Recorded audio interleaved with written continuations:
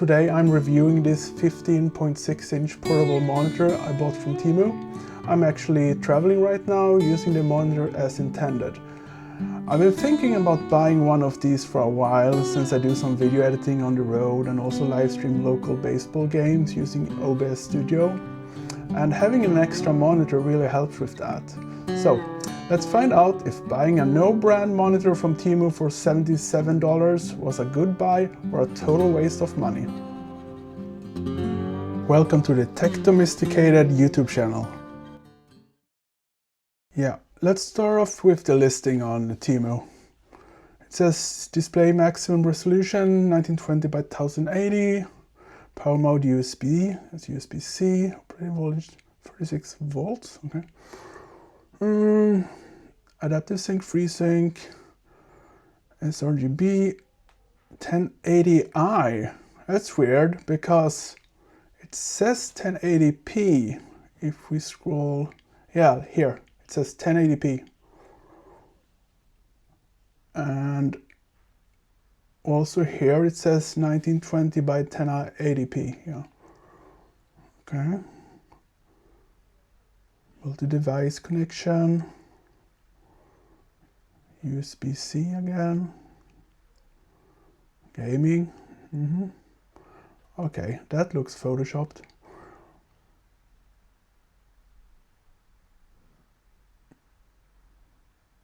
Yeah, mobile phone. Okay, 12 millimeters, 650 grams. Okay. Immersive sound experience with 2 speakers. Stereo surround sound. The sound isn't really good. Well, you can decide for yourself. The monitor actually came with a printed manual, but it was tiny. I mean, tiny. So I downloaded a PDF from the listing, and it's 21 pages in English, Spanish, German, and some other language. The specifications, let's see, screen type, IPS, 14, 15, 18.5 inch. Well, this model is the 15.6 inch model. They probably use the same manual for different screen sizes. 1920 by 1080. Okay, 60 Hertz. HDR support, yes. Power consumption 6 watts. Yeah, we're gonna test that out. Mini HDMI 3.5mm audio jack, 2 full-featured Type-C ports. Okay. Well, the manual is actually quite good. So today I'm gonna make a review of this 15.6 inch portable monitor I bought off Temu. The EU Energy Efficiency Directive sticker says 15 kilowatt hours per 1000 hours, which means that this device consumes 15 kilowatt hours of energy for every 1000 hours of operation. Yeah, okay, let's open the box. I actually already opened it, but yeah, it came very well packaged. Okay, foam.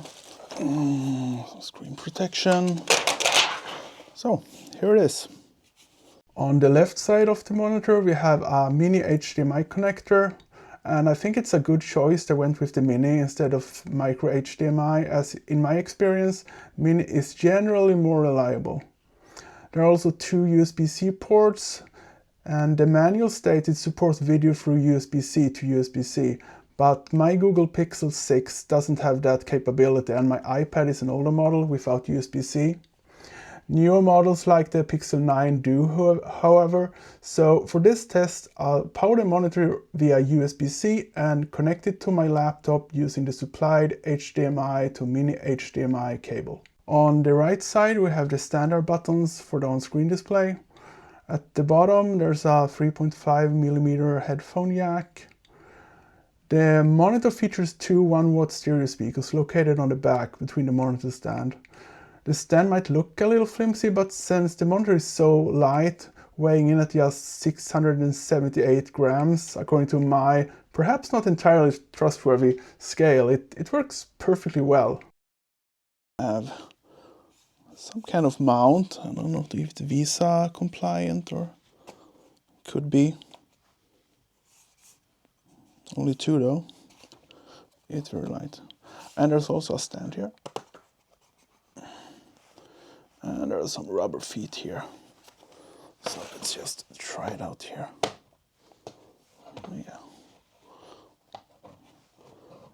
Yeah. I've now set up the monitor. As I mentioned, I'm currently traveling, so my setup options are a bit limited. It's connected to my Dell laptop using the included HDMI to mini HDMI cable.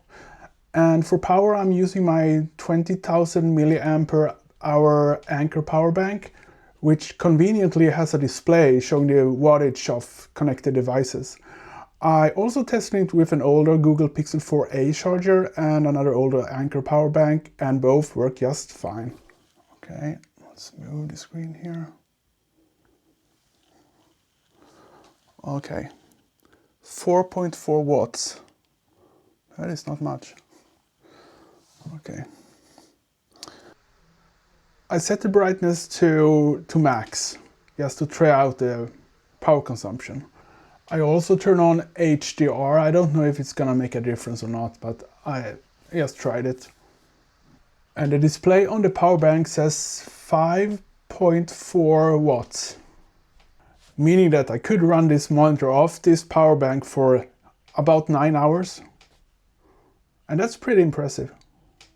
Okay, I turn up the brightness to the brightest, and now it says 5.2 watts. Aspect ratio, wide, color temp. I didn't change anything here, just the default settings.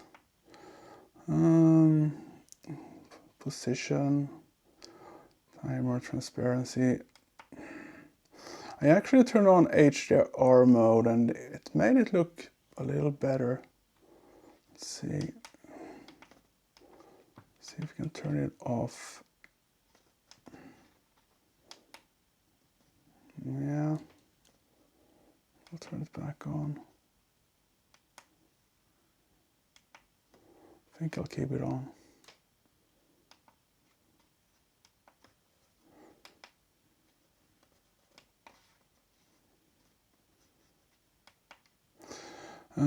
FreeSync is on.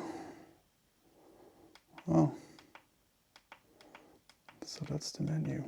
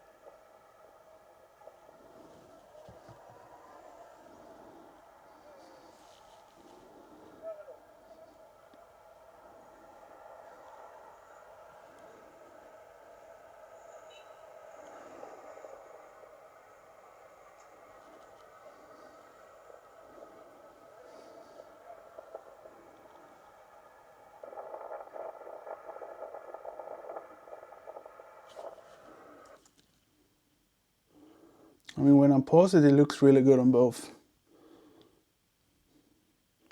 There's no interlacing artifacts when I pause it. And this is 1080p footage.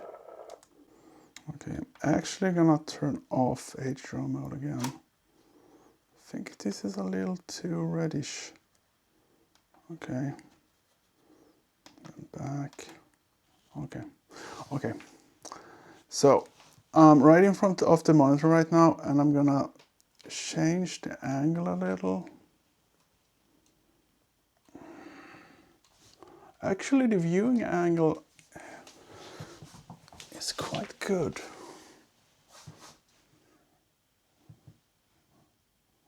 I actually think it's, yeah. Yeah, that's good. That's actually good.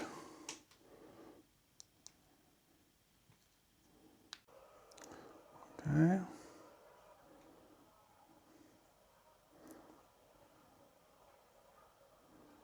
Yeah, it actually looks good.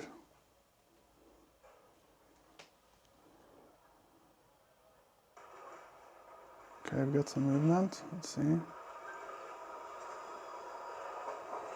Colors.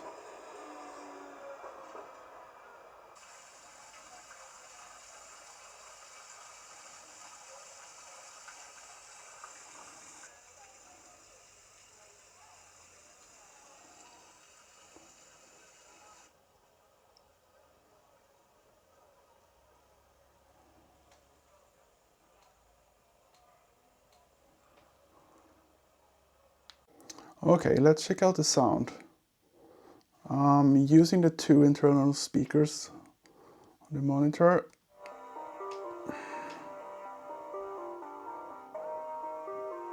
Yeah, doesn't sound that good.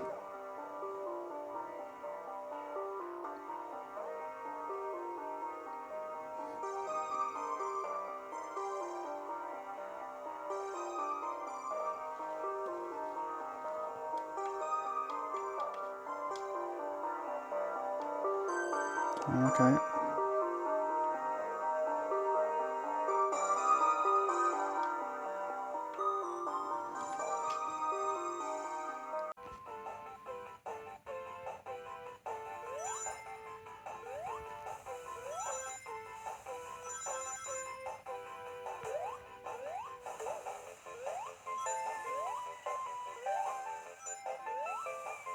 Headset, but are they enough to derail him?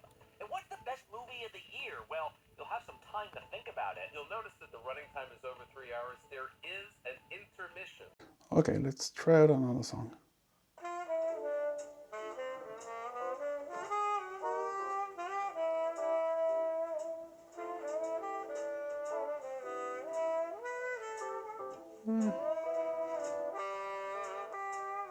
I mean, it's certainly not good, but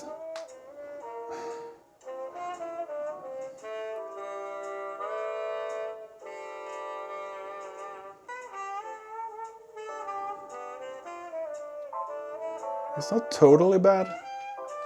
I mean, depends on what's important for you. I mean, if you want good internal speakers, well, don't buy this one. But if you're fine with this sound, yeah, it's a pretty good buy. I personally am not gonna use the speakers that much, or maybe not at all. I went into display settings, Windows, and it identifies as PM1561P, 60 Hertz, 1920 by 1080, 60 Hertz, bit depth, 8-bit, RGB. This was intended to be a quick, low-effort review. I didn't want to delve too deeply into every single detail, but I do want to sum up my thoughts on this portable monitor. I'll start with the negatives, and that's the sound quality. My initial impression was that it was pretty bad, and while it does depend on the content, it's still not great. Speech sounds muffled, like listening through a tin can phone, though classical music without heavy bass is a little more tolerable. On the positive side, the portability is fantastic. It easily fits alongside your laptop in a standard laptop bag. You have flexible power options too. You can power it from your computer's USB port, a power bank, or even a standard phone charger. And the picture quality is decent, especially considering the price point. It was a budget-friendly purchase, so overall I'm happy with it. The build quality seems pretty good so far, although only time will tell how it holds up. I guess that was it. Thank you for watching. See you in the next video.